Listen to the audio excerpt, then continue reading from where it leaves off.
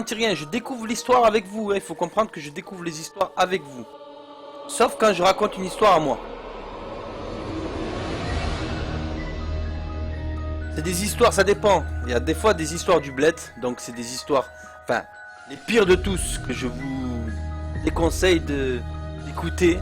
C'est les histoires personnelles que j'ai vécues ou que des amis proches ont vécues. Donc ça, ils sont passés vers le début. Vous pouvez les suivre sur ma chaîne YouTube. Vous pouvez, il y a toutes les histoires. Il y en a 28. On est arrivé à 28 histoires du soir bonsoir. Il y a des histoires, c'est vraiment personnel. C'est des trucs, des histoires vraies. Donc les histoires vraies, c'est chaud. Après, il y a des cryptes, des crispy pasta, si vous connaissez. En fait, c'est des contes inventés, plus ou moins réalistes ou pas. Après, il y a des histoires que qu'on a récupérées du net. Ils ont été racontés par des personnes qui disent l'avoir vécu. Après là, c'est secondaire. Mais c'est chaud. Donc, mémoire de flic. Donc, je vais narrer l'histoire, c'est-à-dire que je vais lire l'histoire qui a été postée. Donc, c'est une histoire qui a été postée. Donc, la narration, elle va se faire. Je vais essayer de raconter ça comme si je découvrais l'histoire, enfin je découvre l'histoire avec vous, mais on va essayer de la rendre thug un peu l'histoire. Ok, vous êtes prêts? Allez, c'est parti. Salut à tous. Ça fait longtemps que j'ai pas updaté. Je suis désolé, mais j'ai du lourd. Donc la personne, elle poste ça. Comme je l'ai dit sur mon dernier post, j'ai récemment interviewé des anciens enquêteurs pour leur parler de leur métier. Je baisse un peu le son de la musique parce que ça paraissait un peu fort. Ouais, un peu fort, ouais, en effet. Donc comme je l'ai dit sur mon dernier post, j'ai récemment interviewé des anciens enquêteurs pour leur parler de leur métier. Ce qu'ils ont aimé et détesté, et surtout ce qu'ils ont aimé, en fait, je les ai interviewés, donc sur ce qu'ils ont aimé et détesté, et surtout pour leur demander de me raconter l'expérience qui les a le plus marqués. Les trois quarts d'entre eux, ça a été leur première investigation, ou lorsqu'ils ont attrapé un tueur en série, pour les plus chanceux. Une histoire cependant m'a beaucoup marqué, et je vais vous en faire part. C'était l'entretien.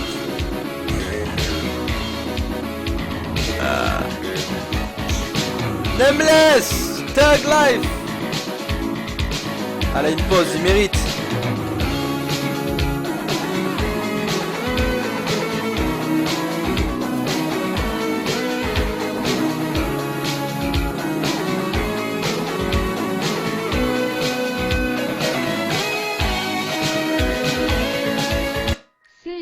La famille, j'aime les histoires. Thug Life, mec. Merci, mec. Thug Life, ça fait plaisir. Les gens qui soutiennent, ça fait plaisir. Merci, Thug, nigga life, nigga Thug Life. Donc, je continue l'histoire. C'était l'entretien que j'ai eu avec Frédéric Vanier. Donc, le policier qui a raconté cette histoire s'appelle Frédéric Vanier. Ancien enquêteur retraité depuis 7 ans. Un homme impressionnant. Grand et bourru, mais chaleureux. Un homme, cependant, que la vie a rendu sec. Après m'avoir proposé un café dans son petit appartement en banlieue parisienne, il m'a longuement parlé de sa vie au sein de la police, ses espoirs, ses déceptions, ses collègues. Et ses collègues. Quand est venu le moment de parler de l'expérience qui l'a le plus marqué, son regard s'est voilé. Ci-dessous, en fait, là, maintenant, je vais vous lire l'interview. Donc je vais vous lire l'interview qu'a fait cette personne à ce policier qui s'appelle Frédéric Vanier. Ah, vous savez, c'est lui qui raconte en fait là. Ah, vous savez, il s'en est passé des choses en 45 ans de carrière. Mais je pense qu'il y en a une, je ne l'ai encore racontée à personne. Il n'y a pas un jour où je ne pense pas à cette petite fille. Mon coéquipier est mort. Et je pense que c'est le moment de raconter ce qui s'est passé. J'ai envie de me libérer de cette histoire. Ça a l'air chaud. C'était en 1991. J'étais dans le Loir-et-Cher.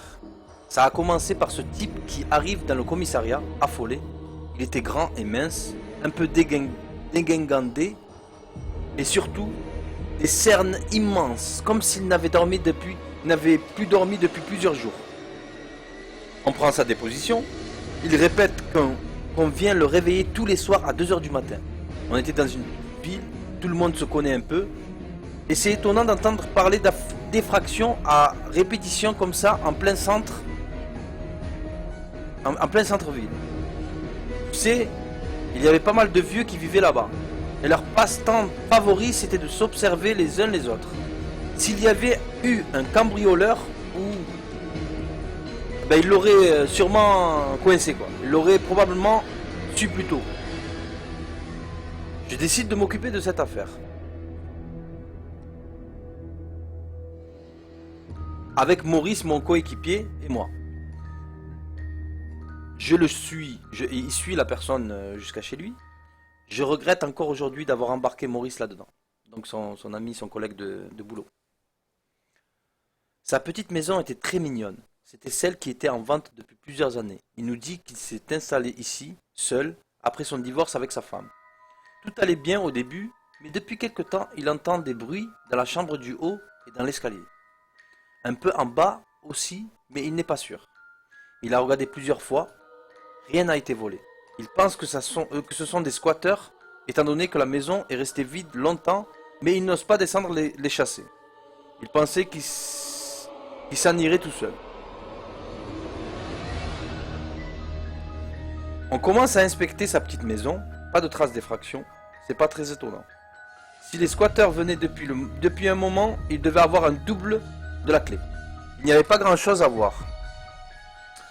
On lui propose de dormir avec un ami ce soir et de nous appeler si jamais ça recommençait. C'est là qu'ils éclataient en sanglots. Bienvenue Lago. Il nous a dit qu'il n'arrivait plus à dormir. Il ne se sentait pas bien et il ne connaissait encore personne ici. Et puis il nous a dit, je m'en souviens comme si c'était hier. Messieurs, je serai prêt à vous payer 1000 francs si vous restez avec moi cette nuit. Bon, 1000 francs. Ça fait dans les 150 € je crois aujourd'hui. Mais le pouvoir d'achat n'était pas vraiment le même il y a 25 ans. Et c'était une petite somme facilement gagnée. Donc Maurice et moi avons accepté de revenir le soir même. D'accord, c'est intéressant. Donc ils reviennent le soir même, vers 21 h. Lorsque la nuit s'est mise à tomber, on est parti avec nos sacs de couchage pour se rendre chez lui. Il nous demande si on peut dormir dans la salle où les bruits commencent, toujours vers 2 h du matin. C'est une petite pièce totalement vide et en travaux au bout du couloir, on décide de s'endormir pas trop tard. Si on doit se réveiller à 2 h, Maurice avait pris son petit réveil. Il décide de dormir pas trop tard pour se réveiller à 2 h du matin. Maurice avait pris son petit réveil et le règle pour 1 h 30 du matin. En fait, ils étaient un peu dans le délire et ils voulaient pas rater le spectacle. Donc en fait, ils y croyaient pas trop. Enfin, ils y croyaient même pas du tout. J'ai coupé une petite partie intéressante pour cette histoire, mais en gros, ils s'endorment. Donc en fait, il y avait une... Donc ils coupent. Ils s'endorment en fait. Ça fait une bonne demi-heure qu'on est assis sur nos sacs de couchage. Il est 2 h pile et il se passe rien. Alors on discute et chuchote. De tout et de rien. De la femme de Maurice qui va accoucher de 2 jumeaux. Et de mon célibat, enfin. Des conversations entre amis quoi. Il fait nuit noire et à part nos chuchotements et les moustiques, il n'y avait vraiment pas un bruit. C'est Maurice qui l'a entendu en premier. Donc là ça commence. Là, ça commence à partir en live. Donc Maurice, il entend un bruit en premier. Un bruissement de drap. Comme quelqu'un qui se lève. Là, j'ai pensé que les squatteurs étaient dans la pièce. Et qu'ils sont entrés pendant qu'on dormait. On allume la lampe de poche. Une grosse lumière dirigée en plein visage. Ça te réveille n'importe qui. Mais il n'y a personne. Pourtant, le bruit continue. Je me souviens que Maurice a commencé à crier. Il m'a frôlé, il est sorti de la pièce. En fait, il a paniqué son collègue. On sort donc. On ne voit pas grand chose avec ses lampes, mais on inspecte un peu partout. Puis on entend la porte de l'escalier s'ouvrir et quelqu'un le dévaler de façon assez maladroite. Les pas sont étonnamment légers pour un squatteur. Une squatteuse me paraissait donc plus correcte. J'ai commencé à me détendre, ce serait plus facile que prévu. Parce que c'est une meuf, donc il speedait plus. Énergie. On descend à notre tour, on se dirige à l'oreille, ouais. On passe dans le salon, puis vers la cuisine. C'est là que la porte de l'entrée a claqué. Bah. Encore une fois, on a suivi. Bon, on l'avait fait fuir, tu me diras. Ça suffisait, mais j'avais comme un instinct, un mauvais pressentiment. Je voulais savoir Qui était cette petite? En fait, il avait une petite fille, pire. Dehors, devant la maison, il y avait des graviers, ça faisait du bruit et on entendait clairement les pas de la personne devant nous, sans réussir à la voir. Étrangement, elle contournait la maison plutôt que de partir. Arrivé dans le jardin derrière, le silence est revenu. On éclaire les personnes aux alentours, c'est vraiment bizarre. Il n'y a personne aux alentours. Encore une fois, Maurice a été plus observateur que moi. Il a remarqué le tout petit passage formé par un trou dans les fondations de la maison. Il y avait des traces de pas devant, les petites pierres étaient dégagées, ça descendait direct à la cave. Elle était allée se cacher dans la cave. On s'est regardé en souriant, et c'est là qu'on a entendu un gros boum. Un peu étouffé par l'épaisseur des murs, donc j'ai entendu un bruit, et de la porte. Je pense que notre hôte aurait pu l'entendre. J'ai cassé la vitre et je me suis glissé par la fenêtre qui menait au sous-sol. Heureusement que j'étais pas gros à l'époque. En plus, il y avait tellement de meubles que ça formait un petit escalier de fortune. Tu vois, dans ce genre de village, toutes les maisons sont agencées pareil. Et je savais que cette jeune squatteuse ou fugueuse était coincée en bas. La pièce était assez sale. Et ça sent une odeur absolument infecte. Des relents de pourriture. On éclaire chacun une partie de cette pièce. Il y a des boîtes en carton, une échelle et au fond de la pièce une grosse armoire. Elle est tombée sur le sol, face contre terre, comme on dit. On entend des pleurs, des sanglots qui viennent de l'armoire. Donc elle s'est garave dans l'armoire. Bon alors ce que je vais te raconter, donc là il fait une pause, il lui dit, bon alors ce que je vais te raconter, je ne l'ai encore jamais dit à personne, parce que je ne pense pas qu'on pourrait me croire. Mais je te le dis, ce qu'on a vu Maurice et moi. Je vais te raconter ce qu'on a vu Maurice et moi. Je m'approche de l'armoire avec Maurice. On la soulève pour la remettre droite. À ce moment précis, les pleurs se sont arrêtés. On se regarde. J'inspire un grand coup. J'ouvre la porte. Une odeur pestilentielle. Sur le bois, il y avait des traces de griffures. Quelque chose qui était enfermé là-dedans et qui avait essayé de sortir. Il y en avait partout. Tout en bas de cette armoire, il y avait des draps, et en dessous de ces draps, il y avait quelqu'un. La literie se soulevait au rythme d'une respiration allaitante. Je les retire, Maurice m'éclaire, les deux lampes dans ses mains, c'est là que je l'ai retrouvée. Ce n'était pas une fugueuse, c'était une petite fille, 7-8 ans, tout au plus. Fine comme pas possible, des jambes comme des allumettes, des joues creusées. J'ai compris qu'elle était morte de faim et de soif, enfermée dans cette cave depuis des années. Malgré l'effet du temps et de la mort, elle ressemblait plus à une momie de jeune princesse égyptienne qu'à un cadavre pourri. La décomposition avait bien sûr joué son rôle, mais elle est encore presque jolie. Pâle, et ses boucles blondes tombaient gracieusement sur son visage, comme si elle dormait. Putain, j'ai fait le lien, la maison, les anciens propriétaires, ils étaient partis il y a 3 ans après une tragédie. L'enlèvement de leur fille Annie, c'était Annie. La porte de la cave était condamnée. Nous sommes remontés, Maurice et moi, par le même passage qu'à l'entrée. On a dit aux propriétaires que nous avions chassé les squatteurs. Et on est revenu le lendemain matin pour, soi-disant, réinspecter la maison. Nous sommes descendus directement dans la cave par la fenêtre. Lui-même nous a dit qu'il n'avait jamais mis les pieds dedans. Il stockait tout au grenier. Devant sa mine surprise, je pense même pas qu'il savait qu'il avait une cave. C'est vrai que le murage de la porte avait été très bien fait. Là, nous avons fait semblant de découvrir la fille. Nous ne voulions pas raconter tout ce qui s'est passé à nos collègues et perdre nos crédibilités.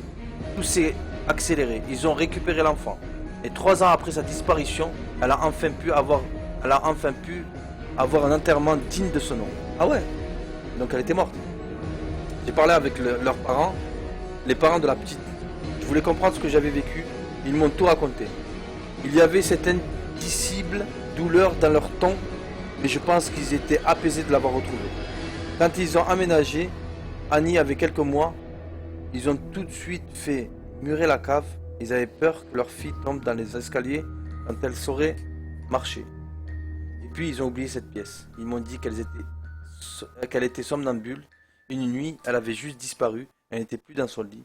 Je leur ai demandé quand même comment est-ce qu'on Comment est-ce qu'ils ont fait pour ne pas l'entendre? Les accidents, tu sais, c'est toujours atrocement con. Lui dormait avec ses boules Kies et elle avec son Valium. Oh là là là là là.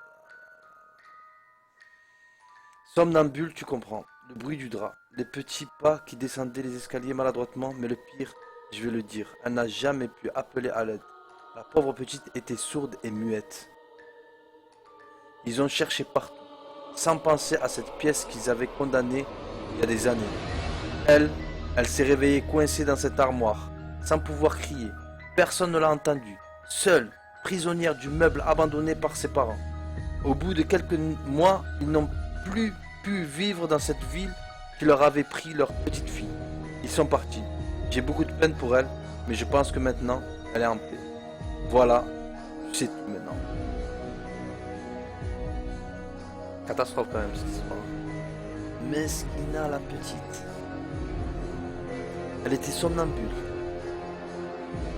Elle s'est endormie, elle est tombée dans la cave, je sais pas quoi. Elle est restée coincée dans l'armoire. Ses parents en fait, ils avaient fait un accident. La daronne elle s'est mise à bouffer du Valium, donc la nuit elle tombait KO. Le daron il dormait avec ses boules Kies. Tous les soirs il l'entendait jamais. Onegaishimasu. C'est la Hagra Tassa. C'était l'histoire du soir bonsoir. Donc le titre de l'histoire c'était Mémoire d'un flic. Donc voilà, l'histoire est terminée.